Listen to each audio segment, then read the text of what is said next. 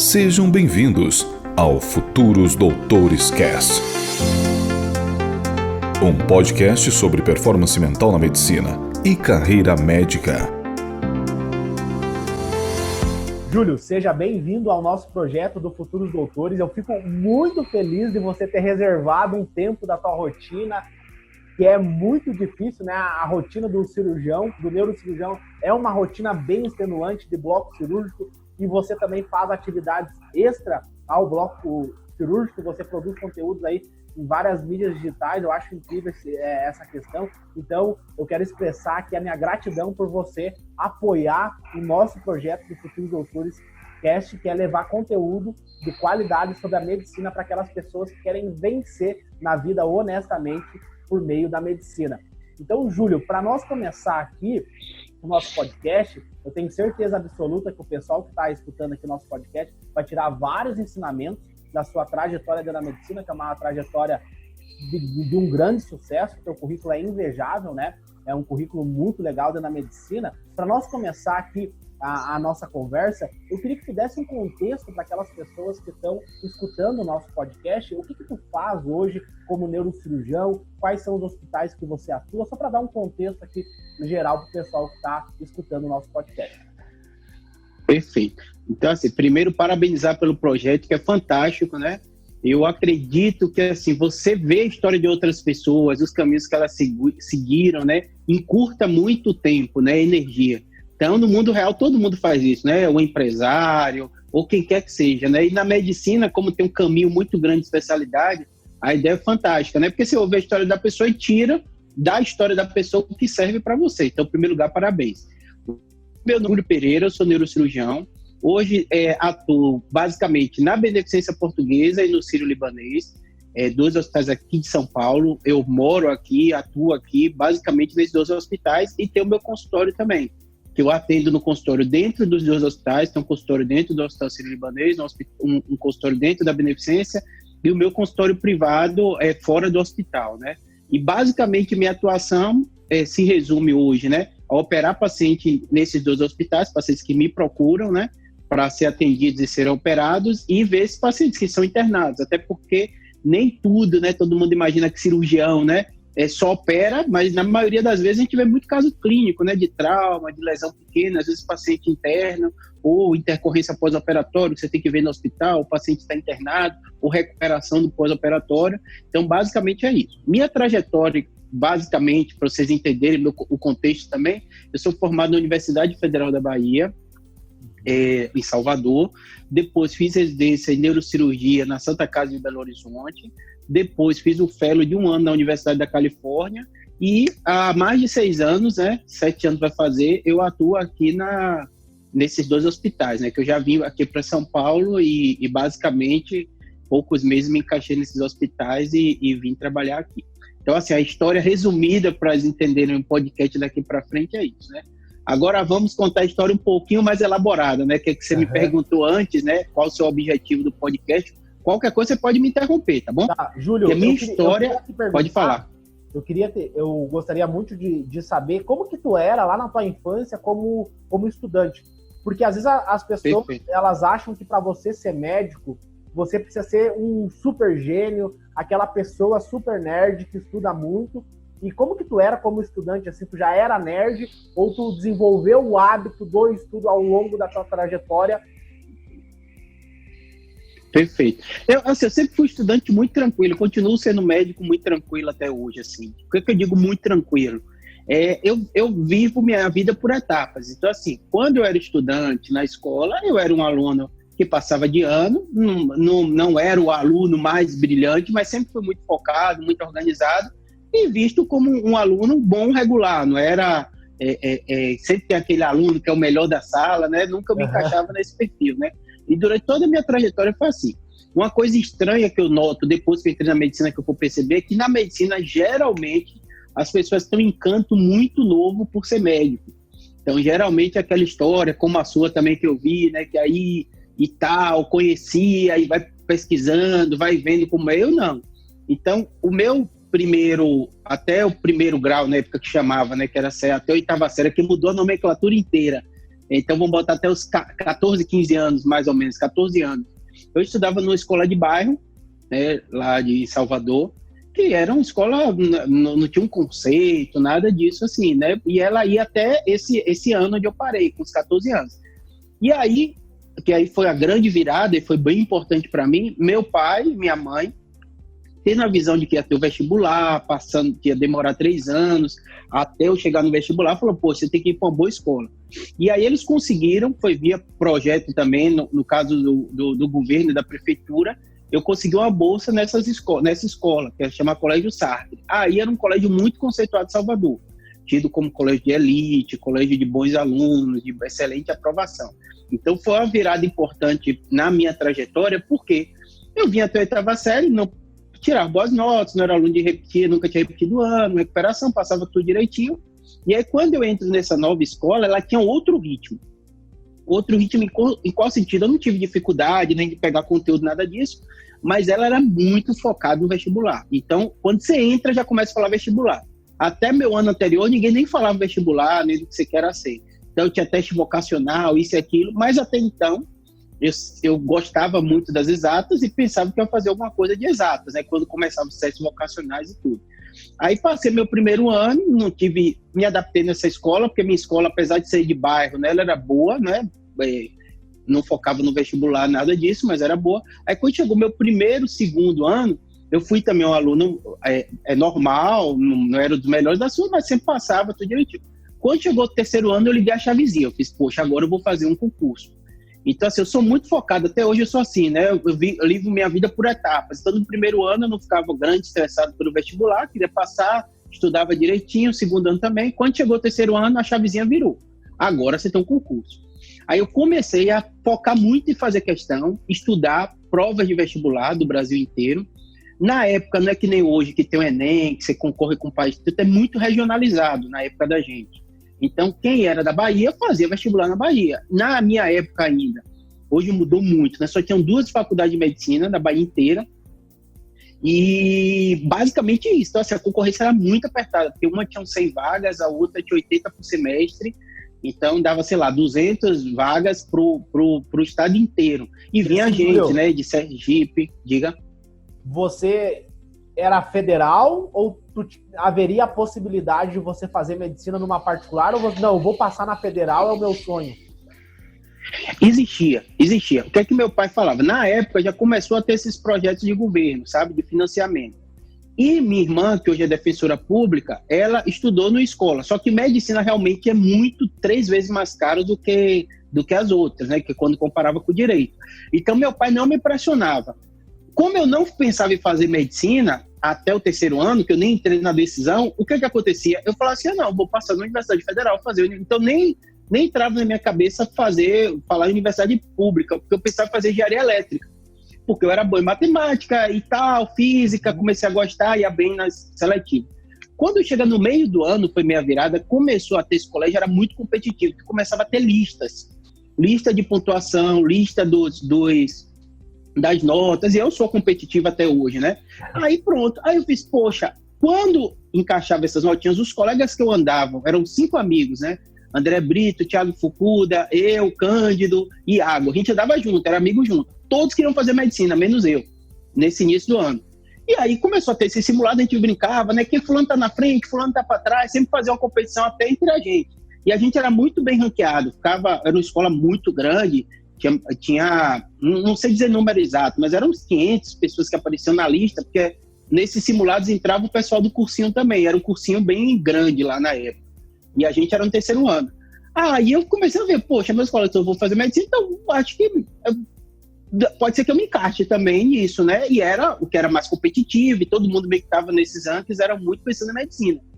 Aí eu mudei, e foi do nada mesmo, assim, não teve estudar, não teve negócio de vocação, não teve imaginar como é o dia a dia de medicina, não pensei no aspecto financeiro, aquela coisa de ser meio efeito manada, sabe? Você tá no grupo, e o grupo, todo mundo tá ali, eu fiz, poxa, legal, nunca pensei em ser médico, aí falei, minha mãe até assustou. Meu irmão, mas você não ia fazer exatas? Eu, mãe, mas tal, aí, óbvio, a mãe gostou, né? Médico, eu brinco junto com a advogada, é uma profissão muito utilitária, né? Que a pessoa imagina você sendo útil para a família, né? Engenharia elétrica, pode falar.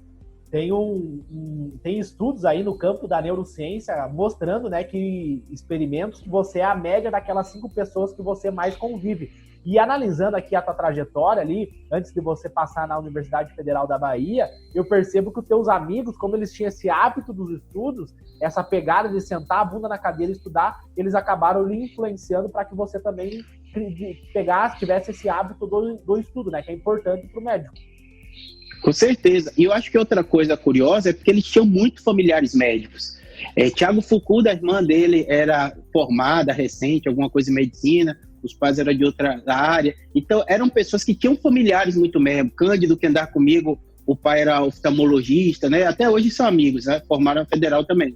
Iago tem uma família toda de cardiologista, o pai e a mãe. Então, acaba que na conversa você acaba aprendendo, né? Meio por tabela de colegas, né? Do dia a dia da medicina. E acaba que você se encanta, né? Você só se encanta pelo que você conhece, né? Você não tinha médico na família, então, Júlio? Nenhuma geração para trás, nem aquele tio, todo mundo tem aquele, tem um tio distante que foi médico. Meu, não tinha ninguém. Nenhuma geração. Tanto que minha avó, que até já falecida, ela era ficcionada por médico, aficionado, o tempo inteiro e tal. Aí quando eu falei da possibilidade, ela, meu neto, passe agora nesse ano, porque ano que vem eu acho que eu nem vou estar mais vivo. Eu quero ter o prazer de ver o neto que passou em medicina. Porque ela ia muito para médico e tinha muito problema também, então ela achava a coisa mais relevante, né? Às vezes tem muita essa relação, né? Então ela era muito encantada com a medicina e tal. Meus pais gostaram da ideia, mas não eram de ficar falando, né? Eles sempre tinham uma preocupação muito com a frustração, né? Por não ter ninguém, não conhecer ninguém, era um mundo completamente desconhecido para eles, né? E aí eles meio que ficavam com o pé atrás para também não pressionar. Eu acredito hoje, né, olhando para trás, para não me sentir pressionado, eu fazer minha escolha sem influência deles, apesar de eu sentir que eles gostaram da ideia. E, Júlio, quando tu entrou na faculdade de medicina, Universidade Federal, eu penso que a Universidade Federal tem uma competição muito grande ali, né, pelos estudantes. São notas altíssimas da galera que entra na Universidade Federal. Eu, por exemplo, não consegui passar na Universidade Federal, tive que fazer uma universidade particular, foi o que deu para passar. Mas como que foi o teu feedback, assim, como é que tu se sentiu quando tu foi aprovado, quando tu entrou na Universidade Federal? Aí, vou te contar um detalhezinho que é muito doido na minha vida. Quando eu fui fazer o vestibular, eu fiz direito na católica de lá, que é a privada, porque minha irmã fazia direito, eu fiz, vou fazer direito também. Doideira, assim, né? Pra você ter ideia como não era uma coisa, tenho que ser médico. Aí fiz na Baiana de lá, que é a universidade privada de lá, eu passei, aí eu já tive esse feedback. E na Federal, o mais curioso é que minha irmã casou na véspera do vestibular. Que eu às vezes vi o seu canal também, né, ficar discutindo estresse pré-prova e tal. Minha irmã casou, fui padrinho do casamento, eu saí do casamento dela 1h30 da manhã, não façam isso. Mas pra vocês terem ideia como a família era meio assim, sabe? Não que não dava importância. Mas minha irmã, poxa, meu casamento, ninguém ligou, nem ligou a data. Você tem ideia? Tipo, eu tava estudando, eu sabia que eu ia bem nas provas, que eu tava indo bem nos simulados. Aí, quando chegou aquela coisa de data, eu fiz, rapaz, saiu a data da Federal. Um dia depois do casamento da minha irmã, tudo pronto, fez festa, isso e aquilo, e eu padrinho. Aí eu falei assim, olha, o que é que eu vou fazer? Minha irmã, e agora? Eu falei, vou ficar. Aí eu fiquei na festa, saí 1h30 da manhã, nunca esqueçam, gente, 1h30 da manhã eu fiz vestibular, e dormi tranquilo, e acordei no outro dia, 7 horas para a prova, tranquilo. Porque eu acho, minha opinião, assim, essa retinha final, né, que aí você vai falar também, e o fato de você não se pressionar a nada, na minha história, eu acho que foi muito relevante. Porque a vida é difícil, né, como você falou, é difícil você passar na universidade, isso e aquilo, mas querendo ou não, se você se pressiona muito, né, e muita coisa você não tem controle, e hoje eu noto com neurocirurgia, né, você lida com um paciente grave o tempo inteiro, né, e tem doenças que não tem cura, isso e aquilo, você tem que dar o seu melhor, fazer o melhor para o paciente, mas entender que algumas coisas você não tem controle completo, né? Então, eu acho que essa retinha final minha foi muito importante. Agora, respondendo sua pergunta, para você entender qual era meu contexto. Quando eu entro na Universidade Federal, o que aconteceu? Nós 5 que andávamos juntos passamos na Universidade Federal. Não sei se é algo inédito na escola, mas, tipo assim, foi um negócio que todo mundo chamou atenção, porque de uma mesma sala, os 5 colegas que andavam juntos, os 5 passaram. E nessa história de ranking, tipo, tinha uns 3 que tinham uma chance grande de passar, os outros 2 ficavam mais ou menos, a gente ficava na dúvida se poderia ou não. e no caso passaram em 5. Ou seja, eu já entrei na faculdade, que foi uma coisa excelente para mim, com meus colegas de escola, de 3 anos atrás. E eles já com o know-how de entender a medicina, a rotina. Então, assim, na minha trajetória, o fato de ter esses amigos de família de médico e tal, eles me passavam muita coisa, porque em casa eu não tinha o feedback, era um mundo completamente estranho para meu pai e minha mãe. Então, tipo, você deve estar vivendo isso, você chega, o paciente está doente, aí não tem jeito não, pai e mãe não conhecem esse dia a dia da medicina, né? O estresse, a pressão, a competição. Então, é um mundo diferente. E aí, quando eu entro na Universidade Federal, eu já cheguei com os 5 amigos, aumentou um grupo, que a Diana, que hoje eu trabalho junto, foi agregada a esse grupo. A Jamile, que é namorada de Thiago Fukuda e morava perto de mim, que eu até armei o casal, ficou também nesse grupo. Aí tinha a Larissa Zugaib, que era amiga de Diana de outra escola e veio. Então a gente formou um grupinho já de 10 colegas que são amigos até hoje, com um grupo de WhatsApp. A Diana foi tua colega, então, na Universidade Federal da Bahia? Passamos junto, desde o primeiro semestre. E andava junto. Porque poderia ser assim, colega de sala, porque tem alguns colegas de sala que você não é tão próximo, aí depois faz a mesma residência e acaba andando junto, né? E aí a Diana teve um papel importante na minha escolha de neurocirurgia. Porque assim, a gente andava nesse grupinho. Então a gente criou a Liga de Neurologia, esse grupinho mesmo, de Thiago Fukuda e tal. A Iago era cardio, a família toda de cardio foi para cardio, Cândido, o pai é oftalmologista, mas ele foi para torácica. Mas Thiago Fukuda, Jamila, esses primeiros anos, fizeram neurologia clínica. E a gente começava a andar junto. A Diana também participou da liga. Só que a Diana, desde pequena, queria ser neurocirurgiã. Então, quando a gente começou a formar a liga de neuroclínica e tal, ela fez, Júlio, vai ter um estágio com o neurocirurgião para fazer pesquisa. Você não quer me ajudar lá na coleta de dados, isso e aquilo, não, e tal? Porque todo mundo acha neurocirurgia bonito, né? Não tem jeito, desculpa as outras especialidades, mas todo seriado, o que acontece tem um neurocirurgião perdido. Até Marvel tem um neurocirurgião perdido lá, né? Não sei se é o último... uma pessoa de sucesso, né, Júlio? De sucesso. Não tem como não gostar, né? Não tem como não gostar. É fantasia, mas acaba que nossas escolhas de vida, né? A Sartre que fala que todo ser humano narra sua vida como se estivesse contando uma história, né? Então você acaba, aqueles personagens, né? De repente. Aí Diana, como já gostava, a gente começou a acompanhar um neurocirurgião. Por quê? Eu não falei da dificuldade de não ter médico na família, não sei se eu gosto das coisas estranhas, as coisas estranhas gostam de mim. Não existia disciplina de neurocirurgia na faculdade de medicina da UFBA. Não existia, não tinha matéria, não tinha disciplina, eu nunca tive contato com neurocirurgião na faculdade. Aí esse contato que a Diana conseguiu, que era um doutorando na época, da pós-graduação, e ela participava de algumas pesquisas lá, tinha aquele PET, um grupo de estudantes fazendo pesquisa por causa da liga, aí pronto. Aí eu conheci o neurocirurgião, que até neurocirurgião até hoje na Bahia, José Roberto Tude, que é fantástico, gente boa, tranquilo. E aí ele fazia neurocirurgia, a gente coletava os dados do doutorado dele e acompanhava ele.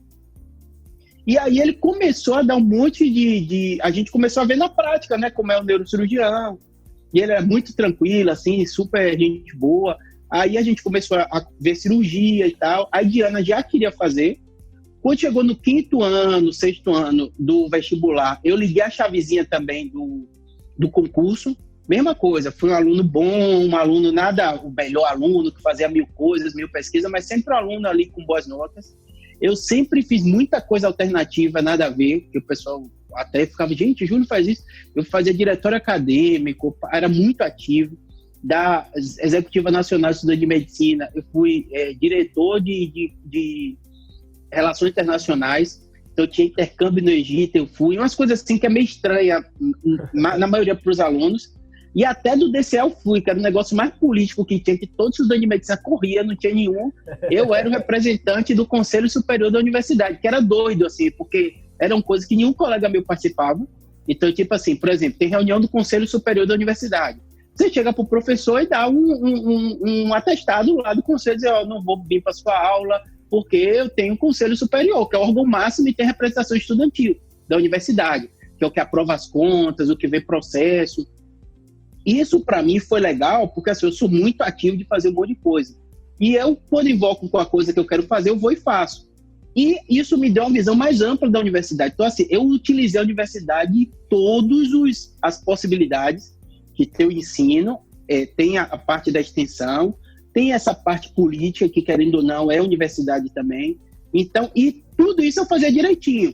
Então, é como se a faculdade em si fosse minha prioridade máxima, né? Eu tinha boas notas, não costumava ir para final e tal, era um aluno tido como bom aluno, não era o brilhante de melhor nota da sala, mas sempre estava lá.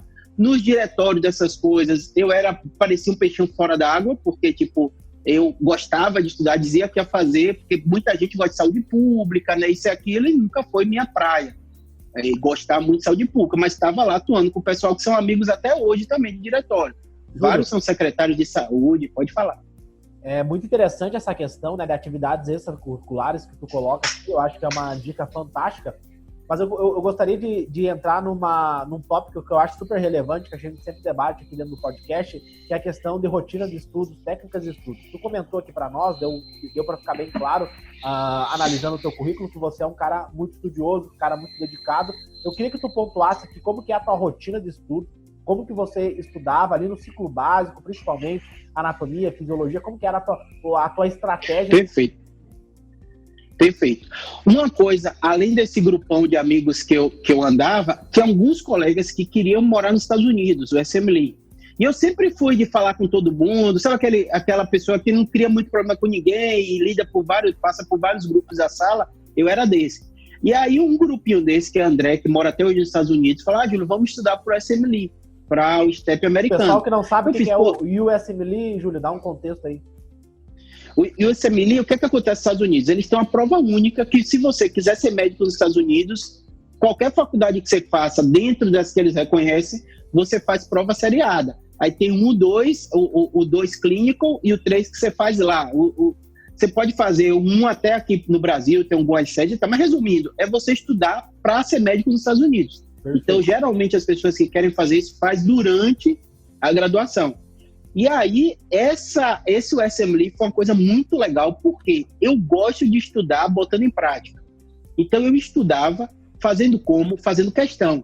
E o USMLE me deu um norte no meu ciclo básico, porque eu estudava pelo modelo americano. E isso eu acho que ajudou a fixar mais o conteúdo básico, porque eu não sei a graduação... Muita questão do USMLE, muita questão. Porque, por exemplo, quando você vai estudar para a prova, você começa a sua faculdade. Mas, geralmente, você usa o material que o professor dá e, junto com o material que o professor dá, você vê as questões antigas, tem caderno de colega, não sei como é hoje, mas na minha época era assim. Então, eu tinha esse estudo, mas eu tinha um estudo paralelo do SMLE, porque eu tinha o André e alguns colegas que faziam e eu comprei todo o material. E eles têm muito, hoje para vocês é mais fácil, porque a internet na minha época era pinosa, não era tão simples, a internet de escada e tal, mas eles têm KeyBank, que é banco de questões, e eu adoro, até hoje eu faço muito isso, de estudar nesse modelo. Tanto que hoje, como neurocirurgião, você tá falando de estratégia de estudo, eu faço e eu sou associado, eu entro lá no site da Sociedade Americana de Neurocirurgia, porque os neurocirurgiões lá, que no Brasil não tem isso, eles têm que fazer prova seriada. Então, quando eu morei lá fazendo fellow, tinha aquela tensão, eu tenho que fazer a prova. Então, tipo lá, o neurocirurgião lá, super conceituado, de uma área mega específica, ele começava a doideira, estudar tudo, porque ele tinha que fazer uma prova geral para ter revalidação dele do título de neurocirurgião. De tempo em tempo eles exigem isso no Brasil não existe. Então, até hoje eu entro pelo site de lá, então eles geram livros, tem provas, tem simulados. Então Júlio, eu funciono muito botando meu conteúdo na prática. Então, estudar fazendo questão, que eu usava no vestibular, eu usei durante a faculdade, então, sei lá, terceiro ano, segundo ano, que ninguém está pensando tanto na residência, eu já fazia. E quando chegou na residência, eu já estava naquele ritmo de fazer questão, eu peguei, o meu ano foi um dos primeiros desses cursinhos, Medicurso, Medicel, SJT, e aí aqueles meus colegas que eram amigos, principalmente o Thiago Fukuda, a gente comprava todos os cursos. O Thiago Fukuda tinha e tem mais dinheiro que eu até hoje, então ele tinha, minha irmã foi médica, então ele comprava tudo. Ele, não, Júlio, a gente divide aqui e tal, papai, a gente estudava junto, como fazendo questão. Então, no meu terceiro ano, ou no meu sexto ano de faculdade, quinto a gente começou a fazer isso, e a gente lia o material de vários cursinhos. Tanta gente me pergunta assim, Júlio, qual material é melhor? Eu fiz o que você tiver acesso. Se você puder ter de todos, estude todos. Então, na época, não sei como é hoje, eu gostava muito, tinha um SJT, cirurgia geral, era fantástico por esse material, eu estudava por ele. Estudava o Medicurso também, mas não achava mais básico. Aí o Medicel, eu gostava que tinha muito mais questão de saúde pública, isso e aquilo. E o Medicel tinha um concurso nacional, de tempo em tempo, com score dos alunos. Então, tipo assim, o tempo todo eu preciso estudar e colocar na prática resolvendo questão. Tanto que minha prática até hoje de neurocirurgião, eu tenho os livros, compro, vejo esses cursos online dos neurocirurgiões que eles fazem a prova lá nos Estados Unidos. Para mim, isso é muito, muito bom. Você está ouvindo o podcast Futuros Doutores Cast. E, Júlio, quando a gente pega um estudo científico aí do campo da neurociência, a gente analisa aí estudos analisando o córtex pré-frontal, o hipocampo, a amígdala, a gente consegue perceber que essa estratégia que você mencionou aqui de colocar em prática, isso gera um feedback para o córtex pré-frontal gigantesco. Para a amígdala, mexe com as suas emoções, quando tu erra uma questão, né, faz o teu hipocampo criar um contexto ali daquele conteúdo na prática. Então, essa estratégia que você mencionou é uma estratégia que é comprovada cientificamente que é superior às demais. O que eu costumo dizer é o seguinte, cada pessoa tem o seu jeito. Por exemplo, hoje eu já me diagnostiquei, não sei se é completo ou não, eu consigo entender porque a estratégia que usou para mim. Não está fechado o diagnóstico, mas Diana que trabalha comigo diz que está. Eu acredito que eu tenho um componente importante de dislexia. Então, quando eu vou escrever rápido, às vezes troco palavra. Então, a linguagem escrita para mim, talvez, hoje eu já me acostumei, eu leio muito, isso e aquilo, fosse um pouquinho mais sofrida. Então, ou você fazer questão, ou você colocar na prática, ou você ter material audiovisual. Eu assisti esses cursos todos, Medicel, Medicurso, SJT, tudo com videoaula, me ajudou. Então, eu não sei se serve para todo mundo, porque eu costumo falar o seguinte, dos estudos, principalmente quando você fala de neurociência, né? Geralmente, eles colocam uma tese em prática que vai servir para um grupo de pessoas, e às vezes comprova. Eu acredito, como você, que não tem nada melhor do que você estudar e colocar em prática. E ainda digo um terceiro elemento hoje que me ajuda muito, ensinar o tema. Por mais que você esteja iniciando o tema, ou você como residente ou como estudante, quando você dá uma aula sobre o tema, você domina muito mais, porque você tem que formar e tem 1000 teorias sobre isso, né? Só que o que eu costumo dizer é o seguinte, a mente humana é tão complexa, porque existem estratégias completamente diferentes e que pode funcionar de pessoa para pessoa. Você, como educador, que você está ensinando estratégia, você obviamente vai criar uma estratégia que sirva para a maioria, né? Porque você quer ensinar o público Mas eu tenho amigos e colegas que funcionam completamente diferentes. Para mim, eu concordo plenamente com você. É o fazer, o ler, o você fazer, porque quando você erra, você geralmente aprende. E geralmente você começa a notar que você tem um padrão de erro. Tem padrão de questão, por exemplo, eu, na prova de residência. Qual é o meu padrão? As provas escritas. Então, as questões abertas, né? A prática eu fui até bem, mas as questões abertas eu tinha uma certa dificuldade. No meu vestibular, redação, minha mãe é professora de português. Ela, quando leu minha redação no vestibular, brincou, fez, espero que no resto tinha sido bem, porque se depender da redação, você não passa. Apesar de eu escrever livro, de eu ter isso, então, tinha essa questão. Hoje eu noto a mesma coisa. Então, por exemplo, eu estudo muito por videoaula, eu vejo esses congressos de fora, eu vejo muito vídeo de técnica cirúrgica. Tem até um padrão que o pessoal fala que quem tem dislexia, né, que aí tem vários até famosos, né, Steve Jobs, né, Spielberg, eles usam muita criatividade para completar essa lacuna da linguagem. Então, eles acabam... Tem muito cirurgião com dislexia, muito cirurgião. Depois que eu fui ler sobre o tema, estudar, e quem me diagnosticou foi Diana e minha colega gringa lá, porque ela brincava que eu falava o inglês meu, que eu criei meu dialeto, que todo mundo entendia, mas que tinha algumas coisas. E muita gente descobre dislexia quando vai aprender o segundo idioma, alguma coisa desse jeito, que ele tem uma dificuldadezinha um pouquinho a mais. Então, eu falei tarde também, demorei de alfabetizar um pouquinho mais. Mas, tipo assim, fui um aluno... Então, isso que você falou é importante. Na média, eu concordo com você. A média das pessoas é assim. Agora, cada um do seu jeito. E o que é que eu faço? Eu sou meio, até hoje na minha vida é assim, eu preciso ter atividades que me estimulem de forma diferente. Então, se Júlio fosse só neurocirurgião, provavelmente Júlio não ia ser feliz. Só neurocirurgião. Então, o YouTube me completa. Fantástico. Mídia social me completa. Entrevista, dou muita entrevista, né? Estava essa semana na Band, depois fui na Record, né? O comunicar. Então, eu acho que essa estratégiazinha de você planejar o hoje e que você seja feliz hoje com essas múltiplas opções, como você está fazendo agora, né? Talvez para você só ser estudante de medicina não bastou, né? Você, além de ser estudante de medicina, você quis criar seu curso, você quis dar aula, você quis ensinar também, você quis passar sua experiência de vida, né? Então, eu acho que é esse respeito. Já tem gente que não precisa disso. Eu tenho colegas que só fazem medicina, estão lá no consultório dia a dia, não tem mídia social, odeiam mídia social, falam, Júlio, não sei como você consegue fazer isso. E são excelentes médicos, com muita clientela, felizes da vida, super conceituados. Então, assim, não existe uma fórmula única, né? É o conhecimento de cada um. Mas eu concordo que você, como educador, você vai fazer as estratégias que sirvam para a maioria, né? É que dentro do curso, né, tu pontuou aqui o curso, o Atleta da Mente, que é um curso baseado na neurociência, né? Então, eu leio muito a neurociência, o artigo científico, em cima do que a neurociência diz para mim, a gente consegue desenvolver estratégias. E também essa questão, né, Júlio, que o estudante de medicina, ele é um cientista. Então, ele vai trabalhar em cima de estudos científicos, né? A gente sempre trabalha em cima pega uma meta-análise, vê qual população que teve o melhor desfecho. Então, eu entendo nesse aspecto. E entrando nessa seara aí de estudos científicos, que eu penso que o estudante de medicina, ele é um cientista, né? A gente trabalha a medicina baseada em evidência, a gente trabalha com estudos científicos. Perfeito. Eu queria que tu pontuasse como é que foi a tua relação com o meio científico dentro da faculdade. Eu recebo muito essa pergunta, Júlio, no meu Insta. Como que foi a tua relação com o meio científico durante a faculdade? E, além disso, eu gostaria que tu pontuasse aqui como que foi o inglês na tua vida e a importância de você saber inglês dentro da faculdade de medicina, que é outra pergunta que eu recebo bastante também. Perfeito. Uma coisa boa que talvez você não tem filho não, tem? Não tem ainda, não. Isso. Talvez você passe por seu filho, porque meu pai passou para mim. O que é que aconteceu? Meu pai teve história de vida trash.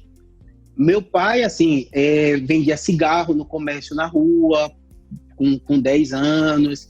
Então, assim, ele não conheceu o pai dele, ele engravidou minha avó e foi embora. Morou na Gamboa do Burro, que é um local distante lá. Então, meu pai teve uma vida trash, difícil, e que ele contava com orgulho, como você conta. E sem sofrimento. Ele não contava, tipo, que eu noto isso em você também, né? Você não ficou contando, meu Deus, eu não tive acesso e foi difícil. Você é um cara tocador, né? Não problematiza muito e tá fazendo sua vida, resolvendo seus problemas, né? Com FIES, com tudo isso, você tá dando seu pulo para resolver. Meu pai é assim, não tô dizendo que isso é bom ou ruim. Eu acho que precisa as pessoas que problematizam, né? Tem um aspecto social forte, né? Tem uma desigualdade social pesada. Essas pessoas são importantes, mas o seu estilo, como meu pai era também, meu pai foi um tocador. E ele tocou a vida e deu muito certo. Então, para ele, o ensino, o estudo, era a forma dele conseguir, e que ele conseguiu ascensão social.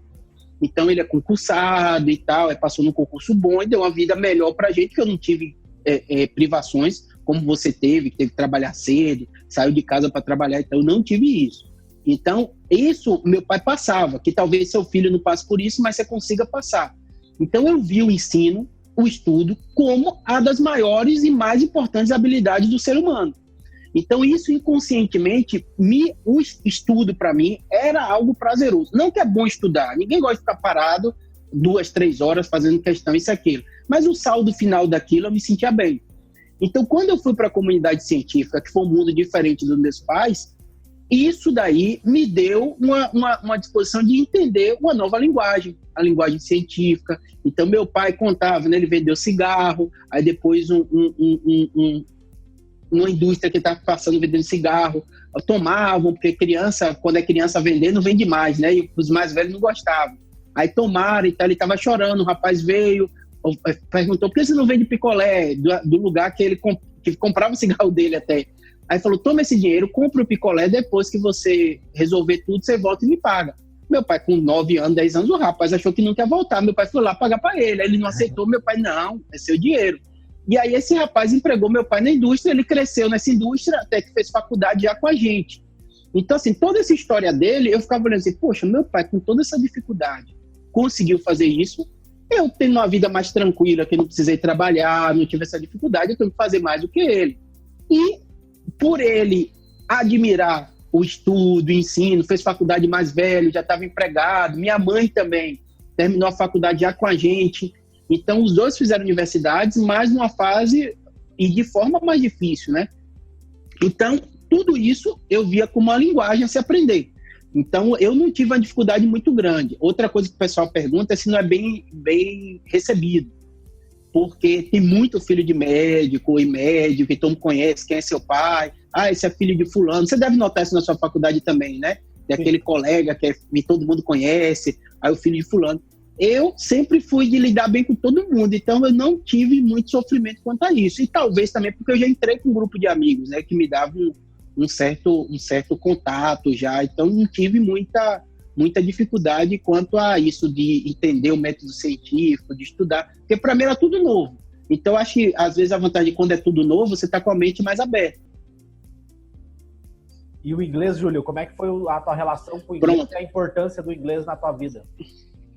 Aí o que aconteceu com o inglês? Quando eu estava nisso, de ir para o 2º grau, que fui para essa escola, meus colegas tudo faziam curso de inglês. Aí o que meu pai fez? Meu pai fez assim, poxa, Júlio, como você conseguiu bolsa, porque eu tinha um bolsa de estudo, eu vou te colocar no cursinho de inglês. Então, meus 2º ano, eu fiz com uns 2 anos mais ou menos, 1º e 2º ano eu fiz esse curso de inglês, que foi legal para mim. Tipo assim, não fiquei método avançado, nada disso, mas abriu minha mente para a nova comunicação. E aí, geralmente, esses cursos de inglês brasileiro, né, é meio idolatra os Estados Unidos, né, que é um exagero e tal, mas realmente, no meio médico, a linguagem inglesa é essencial. Para mim, assim, é impossível, na minha opinião, você se atualizar, você estar em dia, na minha área de neurocirurgia, sem dominar o inglês. E dominar de forma técnica, que é um pouco diferente, entendeu? Você tem que saber ler um artigo, saber interpretar, porque você vai beber direto na fonte. Porque você vai esperar o cara traduzir o livro daqui a 2 anos para você poder ler a interpretação dele daquele livro. Porque tradução é uma interpretação também, né? Não tem como... E aí pronto, então tipo, os livros, eu não te falei do SM Lee, foi uma forma muito boa que eu fiz, eu só estudava inglês. Então eu tinha meus livros, eu comprava tudo em inglês. O pessoal fala, Júlio, doideira, você vai comprar o livro de anatomia, que é tão difícil, fisiologia em inglês. Eu fiz, vou comprar em inglês. Então eu comprava a edição mais nova, que não tinha saído daqui em inglês. E aí facilitou também, porque eu peguei aquele início dos e-books.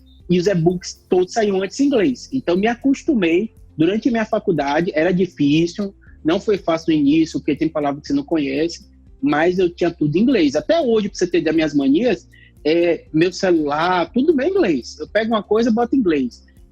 Netflix, eu vou assistir, eu canso de assistir seriado todo em inglês, entendeu? Então eu faço essa estratégia para o inglês fazer parte do meu dia a dia. E, Júlio, essa questão do inglês aí é fantástico. Eu criei uma playlist lá no meu canal no YouTube que chama Projeto Medicina Londres. Eu tenho o sonho de fazer um intercâmbio, estudar 1 ano em Londres, fazendo medical school. E aí eu postei o vídeo, né? E várias pessoas de outros países vieram falar comigo, mandaram mensagem, porque viram o vídeo lá eu falando, né? Que eu era estudante de medicina, 2º ano e tal, e eu queria fazer medicina fora do país. E aí, então, assim, tu consegue fazer um network internacional pelo fato de você falar inglês, né? O inglês... E aí eu penso que o inglês, ele abre várias portas, né? E foi curioso, eu não falei que eu tinha muito de atividade estranha, e você viu que eu falei que eu fui coordenador de relações exteriores, né? Aqui do Brasil. Aí o que aconteceu? Eu era 3º ano, alguma coisa assim, mais ou menos na sua época, aí tinha o FMSA, que tem na sua faculdade, a maioria tem, né? Não sei o que é. Você poderia contextualizar para nós? Perfeito. Lá, depois jogue no Google que vocês vão achar fantástico. Beleza. E FMS, que é Federação Internacional de Estudantes de Medicina. Depois da Segunda Guerra, quando se criou a OMS, os estudantes de medicina falaram assim, a gente também tem que criar uma linha de contato lá atrás, imagine. E eles criaram essa Federação Mundial de Estudantes de Medicina. E o Brasil é fortíssimo. É tão forte que até tem um racha. Tem 2 organizações aqui no Brasil, é o único país que tem isso. E eles aceitam. Um é muito ligado a Londrina, tem muita gente de universidade privada que é ligada a essa, e o meu que eu participava que é ligado a DENEM, que é visto mais como política e tal. E aí pronto. Aí o que aconteceu? Quando estava organizando as chapas, isso e aquilo da DENEM, falou, Júlio, você gosta dessa parte científica, porque eu era tido mesmo em diretório acadêmico como aluno que gosta de fazer medicina, tinha liga, tinha pesquisa e tal, gostava do SMLI. Então, falar mais ou menos inglês, você não topa, você não, eu fiz, beleza, como é isso? Não tenho a mínima ideia, ninguém sabia o que era. Aí os caras falaram assim, vou te ajudar, vou conseguir um fellow para você, uma espécie ali, uma coisinha curta de algumas semanas, lá na USP, porque o pessoal que domina isso há décadas é de lá. E aí são amigos meus até hoje aqui, eu tenho um grupo no WhatsApp com ele, né, Gerson Salvador, que é baiano, de Cansanção, e acabou passando aqui na USP, história ninja dele. Depois passa até o contato dele, que parece com a sua. O pai vai ser porteiro aqui em São Paulo. Ele não gosta de contar história triste, não. Ele é um cara bem batalhador, mas a história dele é bonita de vida, mas nunca contou para ninguém. Aí o pai dele ele entrou nesses cursinhos populares, tá passando na USP, assim, negócio ninja na vida dele. E hoje é professor de lá, tudo isso, é bem jovem. Aí pronto, Gerson Salvador, na época era estudante, me ajudou. Júnior, que hoje é professor lá na USP também de Medicina da Família, falou: Júnior, eu fui coordenador 3 anos, já vou para me formar, não quero mais ser isso, eu te ajudo. Aí ele foi me explicando, só que ele tinha uma estrutura surreal. A secretária tinha sido ex-aeromoça, falava 2, 3 idiomas. Aí eu brincava assim, na Bahia, a secretária a gente só falava assim, ó, falando outra coisa, passando o telefone. Mas acabou que deu certo. Então, aí eu tive o segundo ponto do contato com o inglês fantástico. Foi o quê? É o que você falou, de forma prática. Tinham estudantes que Bahia, os mais selecionados para vir para cá, para o Brasil, é Rio de Janeiro, não sei se continua, mas era Rio de Janeiro, Rio Grande do Sul, São Paulo e Nordeste tinha Salvador e Recife, que eram muito fortes, né? Então, a gente começou a receber gringo. E era gringo do inglês egípcio, a gente recebia 5 egípcios, Sérvio, Montenegro, e aí começou a chegar. Então, assim, você vai desembolando seu inglês. Como diz minha colega, eu falo fluente, tudo errado. Então, porque eu era na prática, entendeu? Eu precisava para me comunicar. Então, aí pronto. Desses, que coisa mais doida também na minha vida, desses que vieram, um desses que vieram para aqui, lá do Egito, teve o Congresso Mundial de Estudantes de Medicina lá no Egito, no Cairo. Aí eu fui representante do Brasil. E eu fiquei na casa deles, passei 1 mês e pouco lá também na casa deles. Aí conheci o hospital, network puro. E o network, que eu acho legal, que a gente às vezes vulgariza o network, que dá uma ideia de utilitarismo, sabe? Tipo, sei lá, você tá me chamando porque eu tenho um blog gigante, aí você quer ganhar view, sabe? Como se fosse uma coisa fútil. Mas geralmente o network é assim, pessoas que são interessantes, como você, sua história de vida e tal.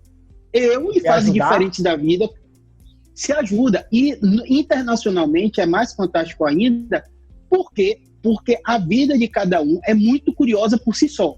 Então, por exemplo, eu tenho um amigo do Egito, até hoje, no Facebook, manda mensagem. Pô, a vida do cara do Cairo. Então, tipo assim, só por ele ser do Cairo, ele é médico no Cairo. Depois eu descobri que o pai dele, na época, era diretor do Instituto do Câncer, de lá do Hospital do Cairo.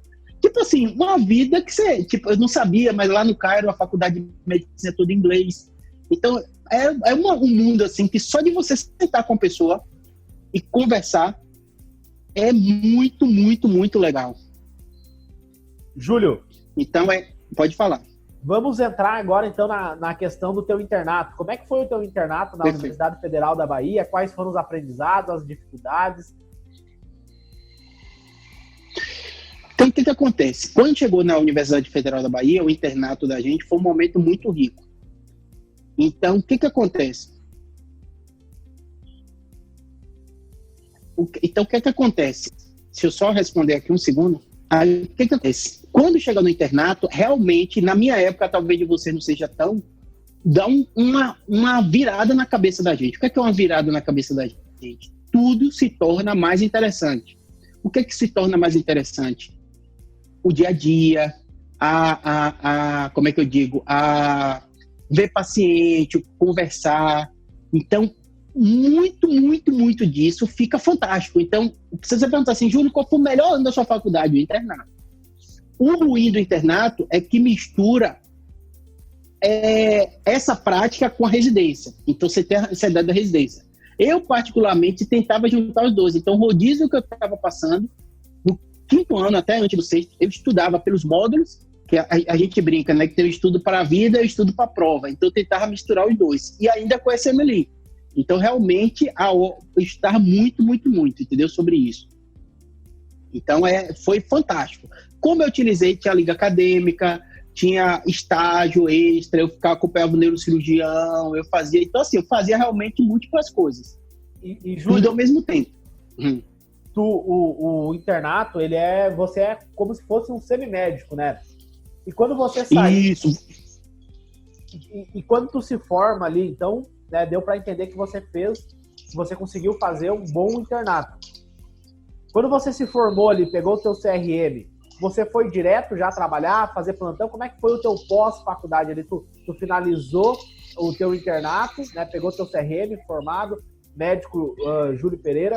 Como é que foi a tua inserção no mercado de trabalho? Perfeito. Então, o que aconteceu? A mesma forma que aconteceu no terceiro ano, que eu emendei, então, eu entrei na faculdade, eu passei no vestibular com 17 anos, e já entrei de cabeça, então não fiz cursinho, não fiz nada, e muito jovem, né? E sem experiência de conhecer médico, isso e aquilo. A mesma coisa aconteceu na residência. Eu acabei o sexto ano e já emendei passando na residência de neurocirurgia. Então, essas fases que a gente chama de que você... vamos colocar assim, que você fica mais reflexivo, né? O que você vai fazer da vida, se você vai atender, se você vai ficar no PS, tudo isso eu não vivi. Então isso para mim foi muito, muito forte, porque eu já entrei de vez em tudo. Então não tive muito tempo de refletir, entendeu? E, Júlio, como que foi a tua relação com a neurocirurgia? Porque tu comentou no início do podcast que você, lá junto com a Diana, o teu grupo de estudantes ali, os estudantes que estudavam bastante e tal, se ajudavam, vocês já desenvolveram uma liga de neurologia. Como é que foi a tua relação com a neurocirurgia? Porque a minha relação com a neurocirurgia foi o seguinte, eu tive um professor que deu neuroanatomia para mim e ele é neurocirurgião. E aí eu me apaixonei com a neuroanatomia e comecei a acompanhar ele no bloco cirúrgico. Daí eu quero ser neurocirurgião. Como é que foi o teu, assim, eu quero ser neurocirurgião?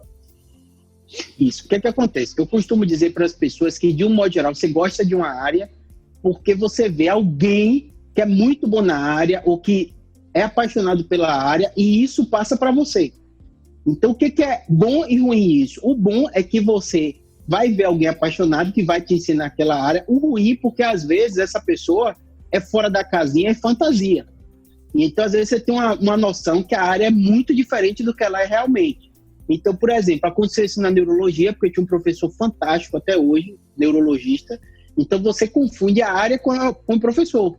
Então, eu fiz, quando eu entrei na liga, que aí tinha o professor Maria, ele tinha ido para Harvard, no meio da minha faculdade, que você falou do internato, ele conseguiu uma parte do internato da gente lá na Harvard, então eu fiquei 2 meses e pouco lá. Então, meu internato de clínica foi lá, na neuro-UTI. Então, a pessoa passa a paixão dela para você, entendeu? E isso daí, para mim, foi muito relevante. Quando eu chego pro neurocirurgião, foi a mesma coisa, foi o Túlio, neurocirurgião apaixonado também, que gostava do que fazia. Só que eu comparei os dois e fiz assim, eu provavelmente vou ser melhor com esse aqui. Apesar de eu ter gostado muito de neuroclínica, fiz estágio de neuroclínica, foi minha dúvida com neuroclínica também, né, até perto do final. Mas depois eu fiz, eu sou multitarefa, operar, atender clínica, sair, ter cirurgia, radiocirurgia. Até hoje, minha vida, eu tô aqui mexendo numa coisa, eu tô respondendo o paciente para aquela hora que eu pedi para parar, e a outra manda, eu leio. Então, eu gosto de fazer isso, me dá a sensação de estar vivo, sabe? E você tá sempre fazendo coisa. Então, filma no YouTube, posta lá, vê o que tá acontecendo, aí vê o Analytics, aí depois vê. Então, isso aí eu gosto. Neurocirurgia é isso. Neurocirurgia, você tem que ter uma capacidade grande de resolver problemas monstruosos ao mesmo tempo. Você responde à família, aí o outro está ansioso, aí o outro está preocupado, aí tem alguém com a doença gravíssima que pode morrer, que está estressado lá, mas também tem outro que não tem nada demais, mas é mega ansioso, e você vai ter que estar o tempo todo fazendo isso. Então, isso para mim, eu me vi mais fazendo isso na neurocirurgia. Então, você não está sempre no lugar, então eu vou postar, aí tem o consultório no Círio segunda, amanhã eu tenho na BP, aí terça-feira eu tenho no meu consultório, aí vejo, aí tem entrevista, tem isso, então eu gosto dessa coisa, tem centro cirúrgico, aí amanhã tem radiocirurgia também, então eu gosto de ter múltiplas tarefas diferentes, entendeu? Perfeito. E o internato, Júlio, a residência, onde que tu fez a residência? Tu teve mais... Na Santa Casa de Belo Horizonte. Tá. E teve um porquê, um motivo? Como é que foi essa transição da faculdade de medicina para a residência? Aí a mesma coisa que eu fiz no vestibular, eu fiz na residência. Focar. Prova, questão, simulado e tal e tal. Medicurso, Medicel, tudo tem ranking. E aí os rankings vão dizendo, cada especialidade o que tem. A neurocirurgia é mais concorrida.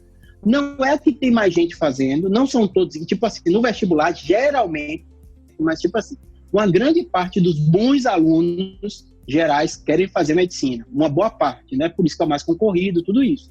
Na neurocirurgia, não. Não, é uma boa parte dos bons alunos. Mas, como tem pouquíssimas vagas, é sempre o top mais concorrido, na maioria das vezes. Aí, o que é que eu fiz? Eu também eu terminei meu 6º ano, passei na residência. Então, eu saí fazendo. Eu passei em alguns locais.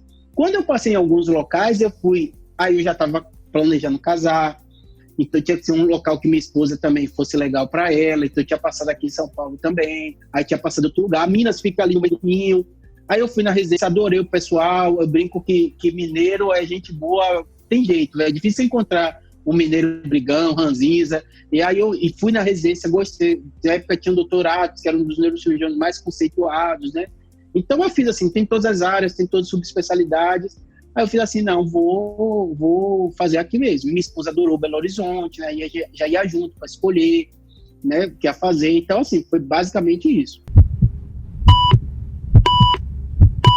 Você está ouvindo o podcast Futuros Doutores Cast. Que idade tu tinha, Júlio? Porque tu entrou na faculdade com 17 23. anos. 23 anos. 23. 23 anos eu comecei a residência de neurocirurgia. Aí logo depois fiz 24, que eu faço mais. Tu vê que interessante. Eu hoje tenho 24 anos, né? E eu entrei na faculdade agora, recentemente, né? E tu, a idade mas saiu.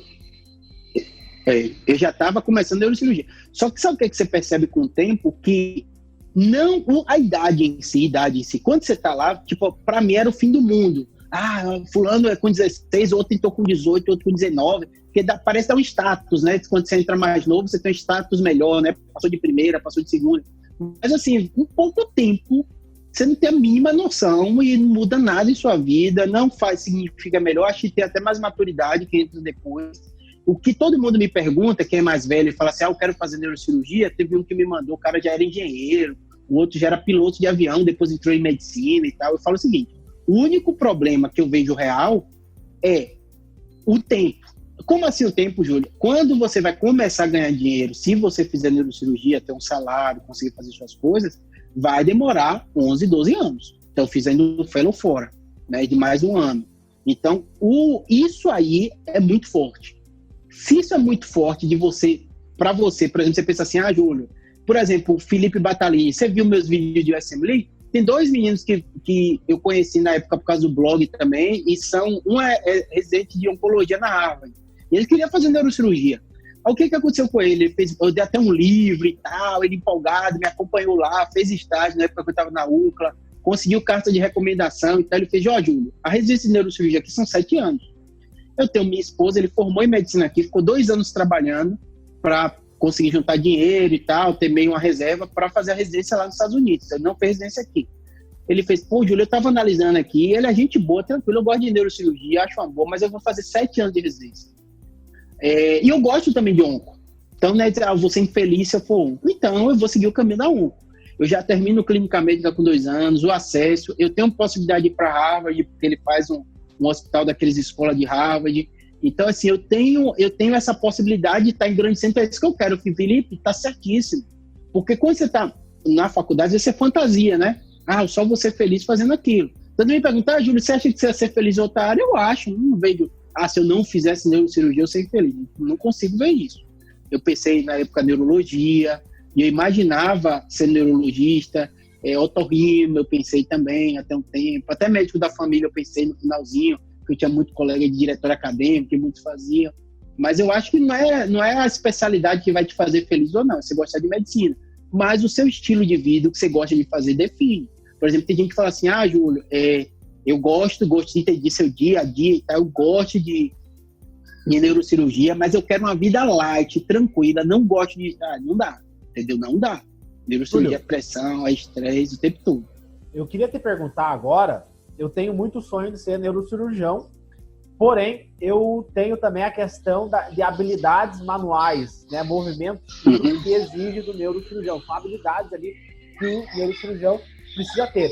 Você já entra na residência de neurocirurgia com essas habilidades, já operando, indo para o bloco e já tomando a cirurgia? Ou você, durante esses 5 anos da neurocirurgia, você desenvolveu essas habilidades e foi pegando a prática ali do neurocirurgião? Desenvolve, a maioria é desenvolvida, mas eu acho que a grande questão é como pianista, como músico, como qualquer pessoa, né? Ninguém nasce sabendo, nem tem uma habilidade extraordinária para fazer. É que tem grau de complexidade de cirúrgica diferente, mas geralmente a vontade de gostar de fazer aquilo faz toda a diferença. Vou dar exemplo. Por exemplo, como você percebe na faculdade os estágios, técnica cirúrgica. Então, por exemplo, quando eu estava no internato, você vai começar a acompanhar cirurgião. Senta na cirurgia, você se sente bem. Você gosta de dar o ponto, você gosta de estar na sutura. Então, quando eu ia para os estágios, era automático. Quem fica na sutura? Eu ficava feliz na sutura. Tinha colega que, Deus do céu, confusão, aí chega um bêbado, chega a gritaria, aí tem a pessoa gritando. Eu gostava daquele ambiente. Então, não é a habilidade só manual que você já nasce endógena de você. É que, geralmente, você gosta da atividade médica que envolve isso. Então, geralmente, você fica meio rápido de técnica cirúrgica. Eu, no meu terceiro ano, eu comprava tudo de sutura. Então, tinha kit de sutura, tinha isso, tinha aquilo. Então, você começa a treinar. E acaba que você, no fundo, você não sabe se é causa ou consequência. O cara fica com a mão boa e gosta disso porque ele treinou muito, ou ele treinou muito porque ele tinha essa habilidade. Então, acho que não adianta se estressar com isso agora. Naturalmente, você vai vendo que vai... Eu tô vendo sua fotinha aqui, já é roupa de centro cirúrgico, né? Então, esse pessoal meio doido, que no primeiro ano já vai pro centro cirúrgico e tal, geralmente é porque ele gosta desse ambiente. Que tem coisa boa no centro cirúrgico, né? É um ambiente todo médico, é um ambiente seguro, você fica à vontade, você bota a cirurgia mediana, musiquinha tocando, né? Você tá todo concentrado no procedimento cirúrgico. É um ambiente seu, clínico, entra gente, entra familiar, são ambientes diferentes. E a habilidade manual, ela vem nesse contexto. Você gosta de estar ali concentrado, você gosta de estar o mundo como se parasse e você está fazendo alguma coisa manual, entendeu? Ah, Júlio, mas todo mundo tem uma habilidade? Claro que não, vai ter pessoas que vão ter habilidade X, então vai ser neurocirurgião de má formação, exige uma técnica microcirúrgica, vai ter outro que vai ser endovascular, que é outro tipo de técnica cirúrgica, radiocirurgia, que não é técnica manual, é planejamento de equipamento. Então, assim, tem um mundo dentro das áreas cirúrgicas, um mundo muito diferente. Tem cirurgião vascular que faz a formação toda, depois ele fica lidando com varizes, né? Que é outro tipo de técnica. Perfeito, Júlio. E aí tu termina o R5 ali, finaliza o R5 de neurocirurgia, e aí como é que foi essa decisão de fazer o Fellow nos Estados Unidos? Tu já tinha um network internacional, já tinha contato lá? Como é que foi essa questão? Aí o que aconteceu? Quando eu estava no internato, o professor conseguiu esse estágio lá na Harvard. Foi minha primeira viagem internacional. Eu lembro que meu pai, na época, deu um dinheiro... Medical School, lá no MD8 mesmo. Fiquei lá 2 meses e pouco. Aí o que aconteceu? Foi minha primeira viagem internacional. Diana tinha ido antes, e aí ela me ajudou no início, para onde você vai, os setores e tal, que o professor conseguiu. Aí você encanta. Estados Unidos, realmente, velho, eu não sou daquelas pessoas de puxa-saquismo de americano, isso e aquilo, mas o que eles fazem muito bem.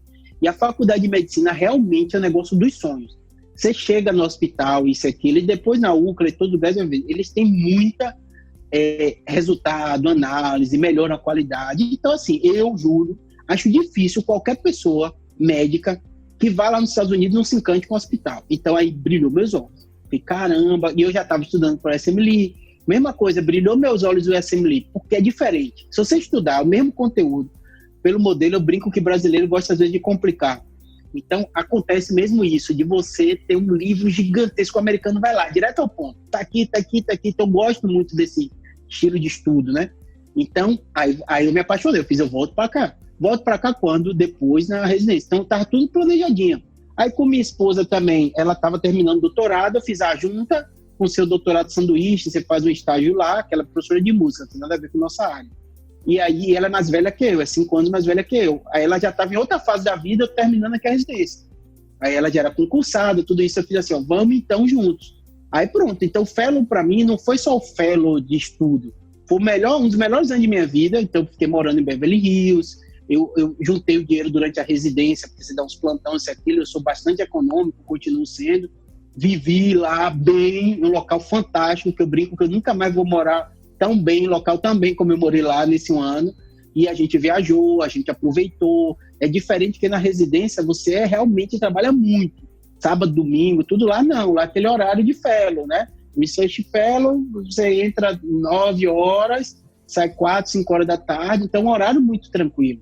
Então, e não tem final de semana ocupado. Então, para mim, foi realmente fantástico. Perfeito. Incrível, né, Júlio? Essa questão da tua carreira, cara, porque eu vejo que muitos jovens que entram na medicina, eles acabam se perdendo. Por exemplo, aquela pessoa que passa com 17, 18 anos, ela começa muita festa, porque a medicina tem uma... Depois eu quero que tu comente essa questão da tua vida social ao longo da faculdade de medicina, mas eu vejo, assim, colegas meus que entraram com 17, 18 anos se perdendo ao longo da faculdade por festa, drogas, tem um consumo muito alto de drogas na medicina, e eu vejo, cara, que tu construiu a tua carreira, tu botou a tua meta, o teu objetivo, viveu cada fase da medicina, como ela deve ser vivida, focou, estudou, e hoje eu penso que tá no topo da medicina, né? Hoje tu opera um dos melhores hospitais da América Latina, né? Que é o Sírio-Libanês. Cara, comenta como é que foi essa questão, assim, da... Eu acho assim, que tem algumas coisas que são todo estudante me pergunta, eu falo o seguinte, por exemplo, às vezes você estuda mais para mim, Júlio, eu quero fazer residência de neurocirurgia na Harvard. Eu vi que você ficou lá, aquela dica. Eu falo assim, não crie expectativas em sua vida, principalmente as expectativas muito difíceis. Não que você tenha que ter alvo, ter meta e tal, mas às vezes isso gera uma ansiedade tão grande que você não curte o momento.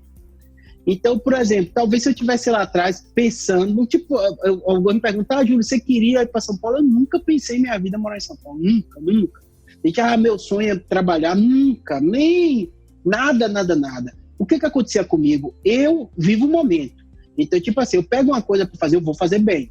Então, eu vou estudar, eu vou focar. Então, quando eu estava lá no vestibular, eu queria passar medicina, eu passei medicina.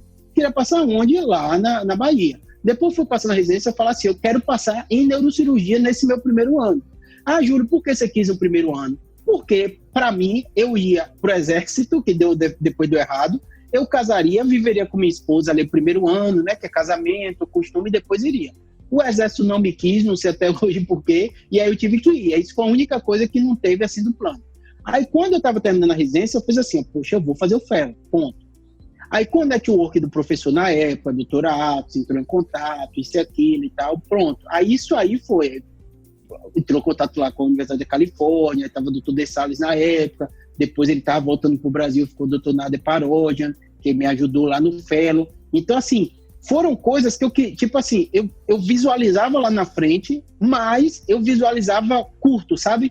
Como assim curto, Júlio? Poxa, eu tenho que estudar bem, então eu vou estudar agora, eu tenho que fazer meus simulados, eu tenho que fazer agora. Mas eu não ficava pensando, daqui a 15 anos eu tenho que ter não sei quantos milhões, eu tenho que morar na melhor cobertura. Então, assim, até hoje minha vida é muito assim.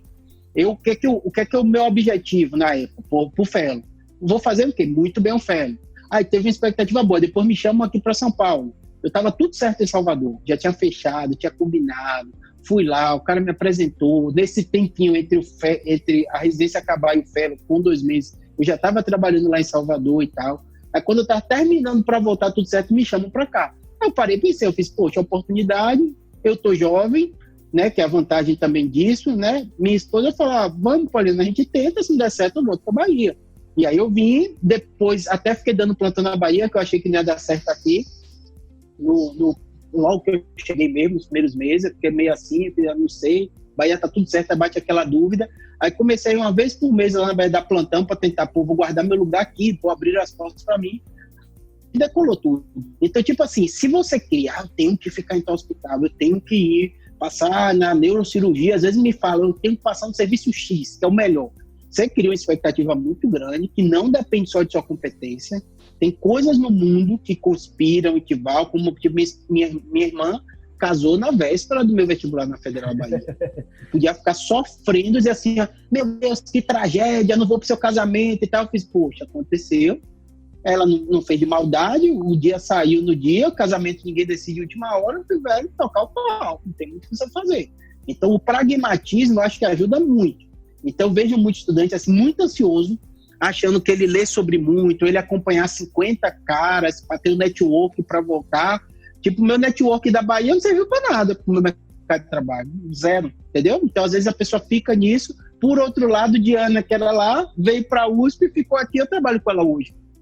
Então, assim, o mundo é meio estranho. Então, às vezes, a pessoa achar que depende só dela, as decisões para ela estar em tal lugar, ou estar no topo da carreira, ou estar não sei o que lá, ela sofre mais. Eu até brinco, eu falo assim, o pessimista e o otimista, o resultado talvez seja igual, a única diferença é que o otimista vai sofrer menos, né? Porque se der errado, o otimista vai sofrer só lá no final, o pessimista vai estar sofrendo o caminho inteiro. Então, assim, o curtir a jornada do que você está fazendo agora, de ir para lá e tal.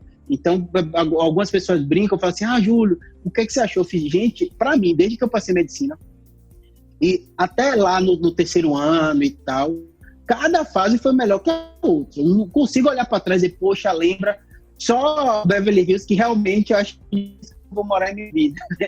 Que foi o cenário mais bonito que eu já vivi. Mas fora isso, assim, que até brincando, porque ter São Paulo também, eu gosto muito de onde eu moro, das coisas que eu faço.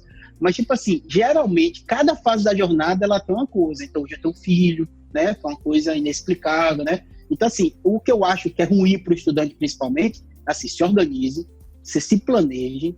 O desfecho você não sabe, não adianta. Eu falo por uma cirurgia, eu falo, doutor, isso vai acontecer comigo. Eu fiz, não tenho a mínima ideia.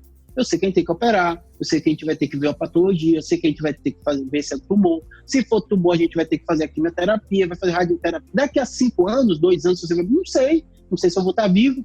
Então, assim, você realmente tem que gostar da jornada, que é o que você está fazendo seu podcast. Se isso vai virar negócio, se você vai virar curso, vai virar um mega curso e tal. Mesma coisa que o pessoal, o médico mais formado, porque deu muito certo no meu canal do YouTube, né? Tem 10 milhões de visualizações, é o maior canal de neurocirurgia do mundo. Aí muita gente me pergunta assim, Júlio, qual o modelo de negócio? O que é que você pensa fazer com isso, velho? Eu pensava em gerar conteúdo, e eu continuo com o meu mesmo pensamento. Dá dinheiro, dá dinheiro bom pra mim hoje, o canal do YouTube. Mas tipo assim, eu não pensei em modelo de negócio, não pensava em ter 10 milhões, nunca pensei, porque é um negócio de nicho, né? Neurocirurgia. Eu brinco, pense em sua família, se você conhece alguém, neurocirurgião, que precisou de uma neurocirurgia. Na minha não teve. Na sua já teve alguém que passou por uma neurocirurgia? Não. Então essa é doença rara. Então você não imagina que tem tanta gente curiosa com os temas, né? Só que aí depois você vai ganhando experiência, você vai ver, tem uma coisa puxar a outra. As pessoas têm muito medo de ter tumor cerebral, então você precisa disso. Muita gente faz ressonância. Então, assim, se você ficar pensando, que as pessoas me perguntam assim, Júlio, eu quero fazer um canal do YouTube, eu quero fazer Instagram para trazer paciente, o que é que eu faço? Eu não faço. Aí eu falo, como assim não faço? Eu fico, porque você está começando pelo objetivo errado. Perfeito. É que nem você pensa assim, o trabalho que você está tendo de fazer esse podcast, a gente está quase mais de 1 hora conversando, né? Se você ficar pensando que o que vai dar, aí eu vou fazer meu curso, vai ganhar, geralmente pode ser que eu esteja errado. Mas, geralmente, nessa minha jornada, eu noto que as pessoas que não vão para frente nos projetos. Porque ela toma na cara, geralmente, no início, não dá muito certo. E aí vai, tipo, eu comecei meu canal do YouTube em 2009. Era todo focado para estudante, para residência, para escolher a residência. Depois foi mudando. Hoje, a maioria dos views é de paciente. Mas por quê? Porque você é maleável, você entende, você vai vendo que vai mudando o contexto, entendeu? Então, eu acho que a motivação, a mesma coisa de fazer neurocirurgia. Porque muito, talvez a pergunta que eu mais receba é isso, quanto ganho? E o pessoal pira, porque no meu canal o que mais tem dislike é isso, o vídeo que eu boto salário, eu boto de propósito salário e fico falando. A pessoa acha que eu vou dizer quanto eu ganho por mês. Aí ela vai ver quanto eu ganho por mês e vai dizer, eu quero fazer também neurocirurgia. Eu falo o seguinte, se você escolhe pelo motivo errado, não tem como dar certo. Por quê? Ninguém vai olhar o desgaste, ninguém vai olhar o tempo, ninguém vai olhar qual nicho você está, qual tipo de mercado você está, você não entende quem dá plantão. Então, assim, é tanta coisa. Agora, se a gente conversa como a gente está conversando, tem correria, tem isso, aí sim, o cara vai pelo motivo certo, ele entende o que o neurocirurgião faz. Então, a mesma coisa, você está fazendo seu canal, o que vai dar certo seu canal? O conteúdo está legal, vai ter muita gente vendo, vai ter muito estudante se inspirando em você, vai ter muita visualização, provavelmente, porque é um conteúdo. Você está pegando especialidade, sua ideia é muito boa, eu vi que você é mega proativa, empolgado. Agora, você vai ganhar dinheiro com isso? Não sei. É difícil. Pode ser que ganhe, pode ser que não ganhe. Então, às vezes, a pessoa vai muito no foco disso e aí ela se perde. Que é o estudante que fica olhando quanto ganha cada especialidade no Google. E aí exagera, né? Médico, quanto fulano ganha. Às vezes, fulano acha que se ele disser que ganha muito, você vai achar ele melhor. Aí ele te diz um valor lá X. Você não vai ter como conferir. Você acredita que a especialidade ganha. Aí você escolhe por isso e depois você não se encaixa bem nessa especialidade. Aí vai ficar um médico frustrado. Então é assim. Perfeito essa tua narrativa aí, eu concordo 100%. Eu acho que a gente tem que fazer coisas que vão agregar valor na vida de alguém, que vai transformar a vida de alguém. Eu acho que esse é o primeiro ponto para você escolher fazer algum projeto. O Futuros Doutores Cast é um projeto que eu não ganho nada, nós estamos aqui 10 horas da noite conversando, mas eu tenho certeza que esse projeto vai agregar valor para alguém. Então, se ajudar uma pessoa, Júlio, uma pessoa que vê esse vídeo aqui, que escutar esse podcast nas plataformas de áudio e se inspirar na tua história, que é uma história incrível, eu vou ficar muito feliz. Então não é pelo dinheiro. E entrando nesse aspecto que tu levantou aqui, Júlio, do dinheiro, como que tu vê o mercado médico hoje da neurocirurgia? Tu opera, então, hoje nos melhores hospitais do Brasil, e eu queria que tu construísse aí uma narrativa para quem está escutando o nosso podcast, que são estudantes de medicina e pessoas que nem entrou ainda na medicina. O cara nem entrou na medicina, mas ele já quer saber como é que é a área, como é que é a rotina do Júlio, o que o Júlio faz. Então ele quer saber a tua opinião em relação a isso. Como que tu vê o mercado médico da neurocirurgia no Brasil hoje? E no futuro? Então o que acontece? O mercado mudou muito. Não tem nada a ver com o mercado que eu vi lá atrás. Então a primeira coisa que eu digo para o estudante é o seguinte: você vai ver uma foto de Júlio falando de hoje. Provavelmente você que está no segundo ano. Daqui a segundo ano, então vamos botar mais 9 anos, né, para você terminar sua residência de neurocirurgia. Daqui a 9 anos, quando você olhar, não vai ter nada a ver. Não vai ter nada a ver com o mercado, não vai ter nada a ver. Então, o que acontece muito, que eu noto muitos dos estudantes? Eles veem a foto de hoje, geralmente, eles vão a alguém que ele acha que é muito bem sucedido, eles vão ter uma visão distorcida do mercado, que não vai ser a média das pessoas, e aí ele entra com a visão completamente distorcida da especialidade. O que é que eu acho que aconteceu? O mercado médico mudou completamente. O mercado médico que eu vivi eram 2 faculdades de medicina na Bahia. Hoje eu acho que tem mais de 12. Ou seja, em questão de que eu não sou tão velho assim, né? Vamos botar 15 anos, o mercado mudou completamente. Quantidade de médicos. Júlio, significa que está ruim? Não estou dizendo que significa que está ruim. Eu estou dizendo que o cenário de quem está chegando agora é diferente. Meu mercado com neurocirurgia, eu só trabalho em medicina privada. Então, eu só atendo paciente que me procura. Então, não dreno, não tem tal fulano de hospital X, nada disso. Então, eu dependo do quê? Das pessoas, do paciente, do colega, dizer, poxa, Júlia é competente, ou alguém que me conhece, eu vou mandar fulano para ele ver, para ele ser avaliado. O YouTube é uma plataforma que me gera uma autoridade, muitas pessoas procuram por isso, o Instagram também, colegas médicos, e às vezes eu pergunto, Júlio, você acha que deu certo esse seu mercado por causa disso? Eu fico, no fundo, você não dá para saber. Porque é tanta variável, né? É variável sua formação, é variável seu jeito, é variável fazer a parte da neurocirurgia, que está crescendo muito, é a variável de eu estar na internet. Então, na verdade, você é um todo. É que nem eu brinco, quem relaciona fica perguntando, você fala, você gostou de sua namorada porque ela é bonita? Então, assim, você casou com ela porque ela é... Então, assim, é tanta variável, talvez ser bonita, um fator relevante, inicialmente, mas depois mudou para outro.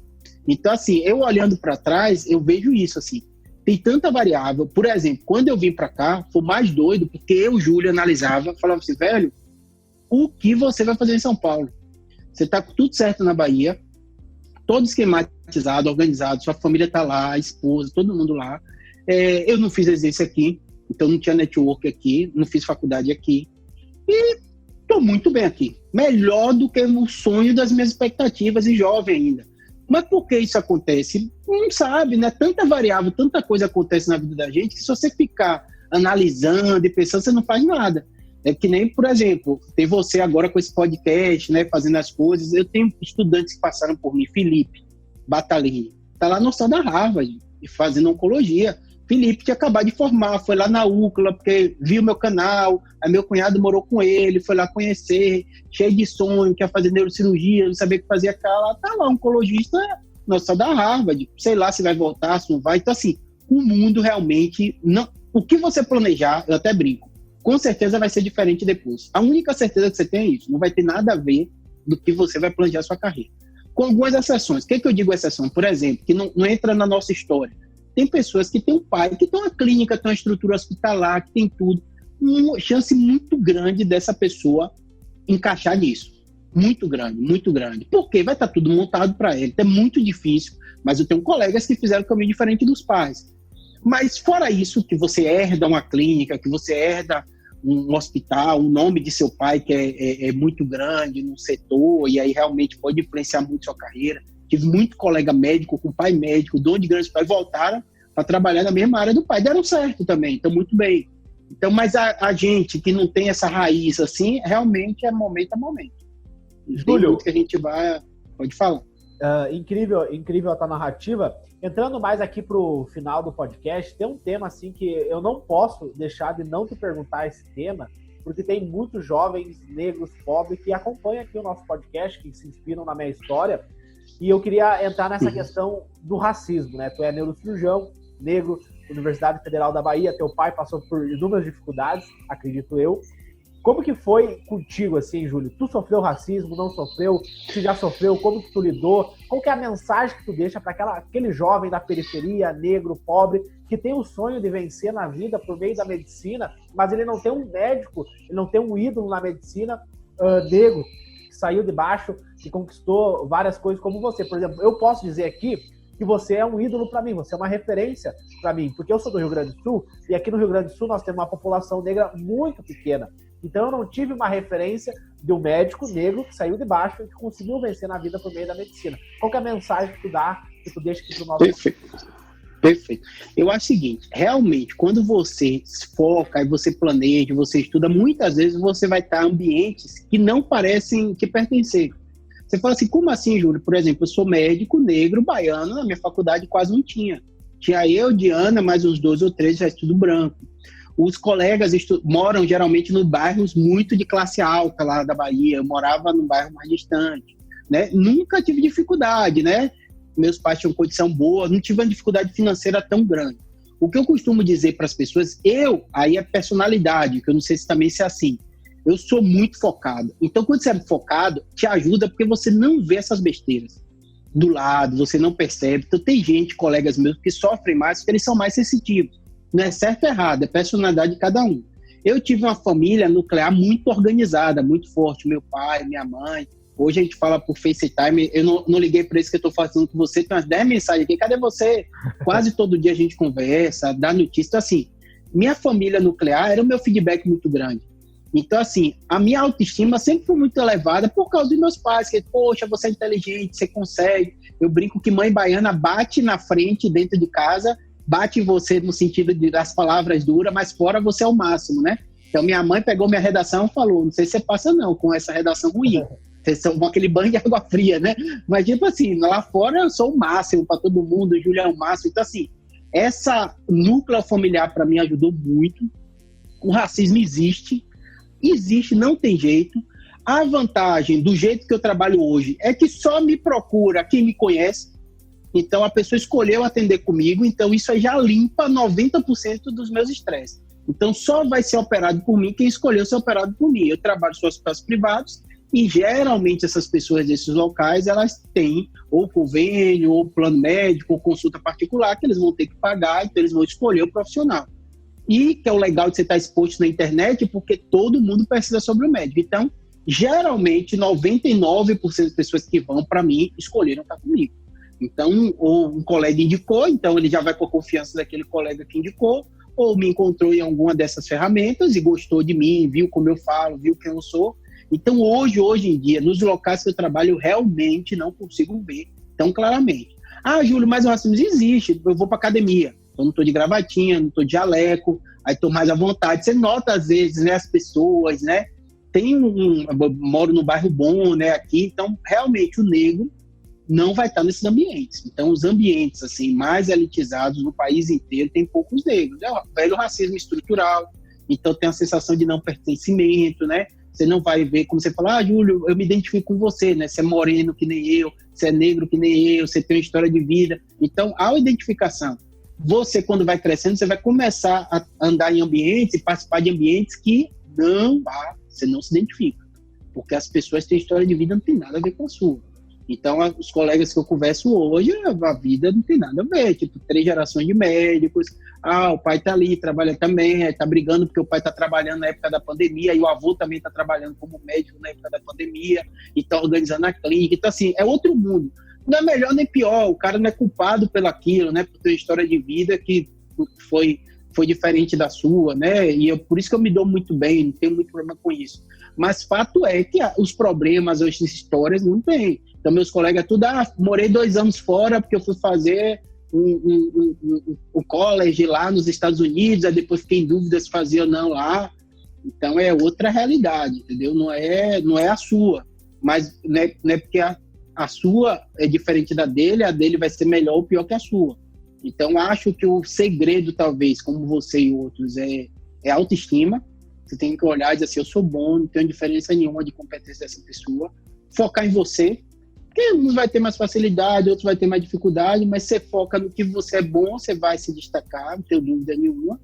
E realmente essas coisas aí é minha estratégia, não sei se é certo ou errado. Raramente eu reclamo de qualquer coisa na minha vida. Eu acho tudo máximo, me readapto. Teve a pandemia, você vai fazer o quê, Júlio? Mais vídeo de YouTube. Pronto, bombou meu YouTube, cresceu pra caramba. Então, assim, eu sou muito adaptável. Então, eu não fico, não vai ter, teve a pandemia, eu cancelei minhas eletivas, o que é que eu vou fazer de minha vida? Não, já deu start, já vou para outra coisa.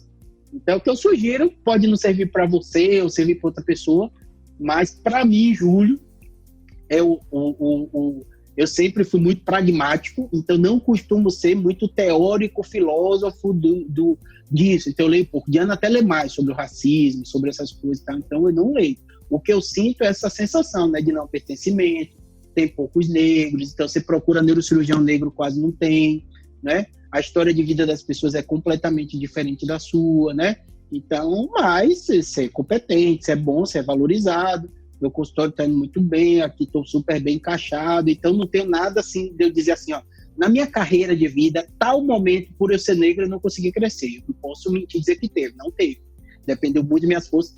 Júlio, mas talvez ter pacientes que tem racismo, que é um médico branco, pode ser que tenha, mas ele não vai me procurar, porque eu atendo na minha clínica para quem me procurar. Então é um mundo assim, que eu acho que você acaba nichando, né? Você fica no mundo ali que você lida, às vezes é diferente do seu, mas geralmente desde a faculdade você vai aprendendo, né? Como eu aprendi lá desde o colégio Sartre pré-vestibular, que era o ambiente, tudo isso, e aí mas que muita gente sofre muito, você vê que existe, aí ninguém tem dúvida.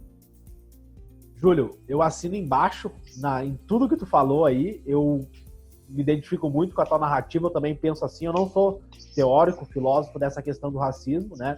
Eu talvez deveria ser mais, mas não sou muito, porque eu foco, Júlio, é importante, no conhecimento, cara. Eu acho que a minha arma é o conhecimento, cara. Pra mim bater, com certeza, aquelas pessoas que falam mal de mim, que me criticam, que menosprezam pelo meu tom de pele, a minha arma vai ser o racismo, a minha arma vai ser uma nota maior na faculdade, mesmo trabalhando, sendo o único aluno da minha turma de medicina que trabalha e estuda, que não recebe dinheiro dos pais, eu sou o único, então a minha arma vai ser o conhecimento. E tu sabe, Júlio, a primeira vez que eu fui no bloco cirúrgico, acompanhar esse neurocirurgião que eu mencionei pra ti, que foi meu professor de neuroanatomia, cara, eu me senti deslocado lá, que não tinha ninguém parecido comigo.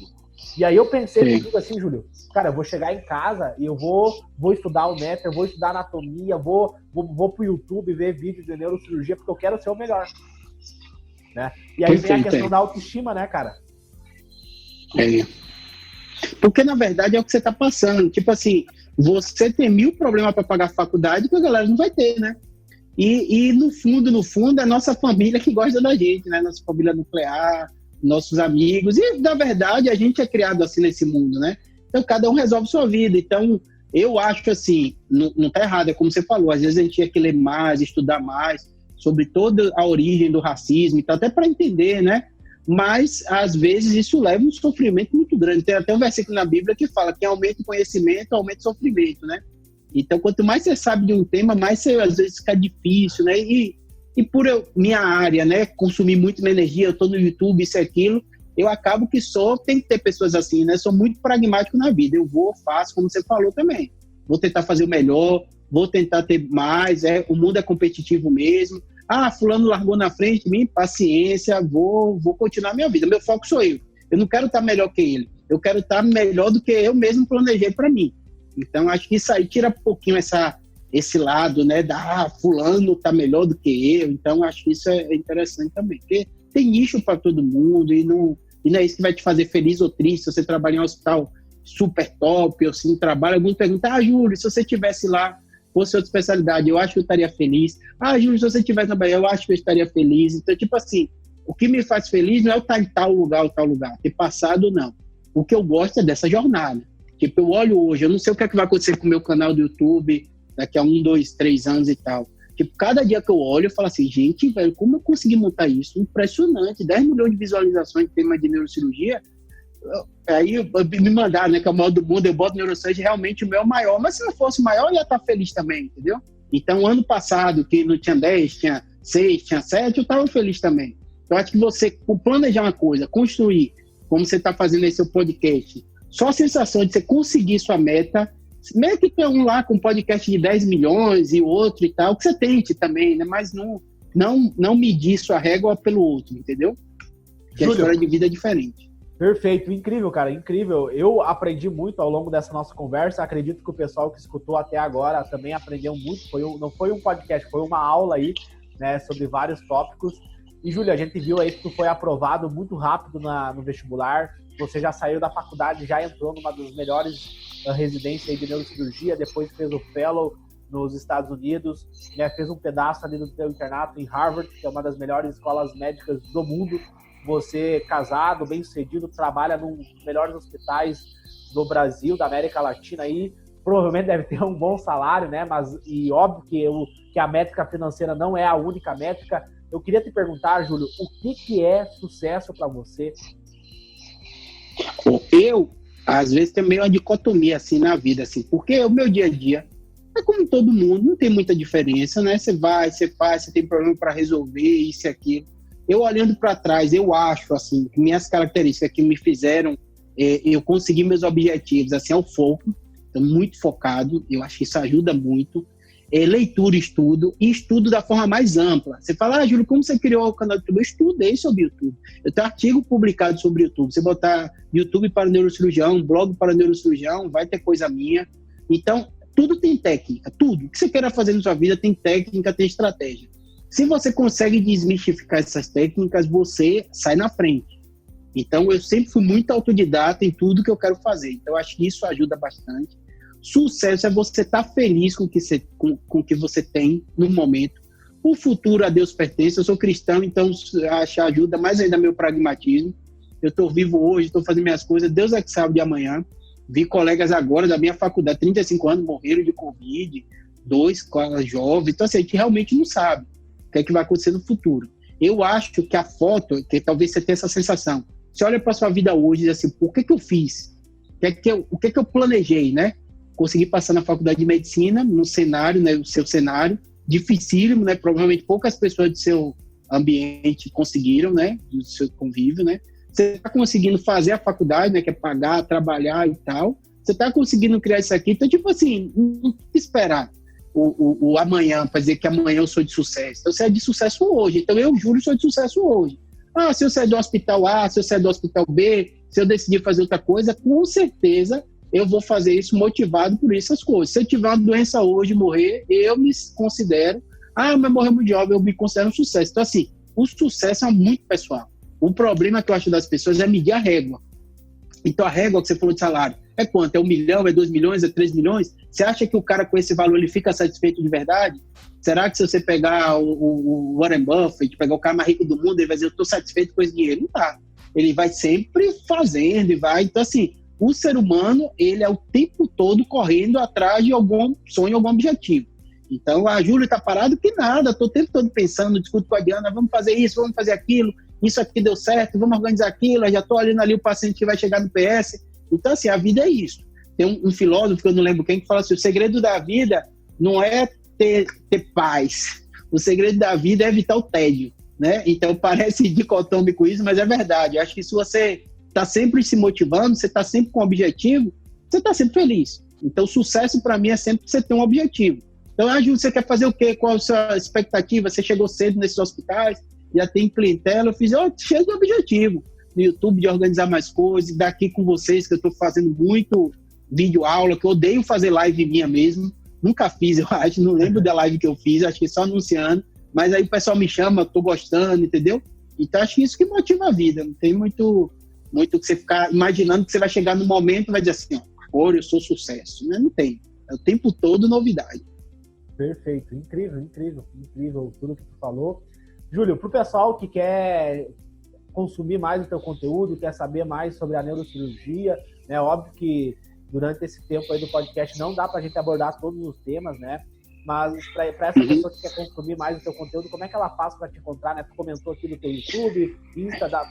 YouTube é Neurocirurgia BR, ou Júlio Pereira, Neurocirurgia. Eu brinco que se botar Neurocirurgia no YouTube, provavelmente os 5 primeiros vídeos vão ser meus.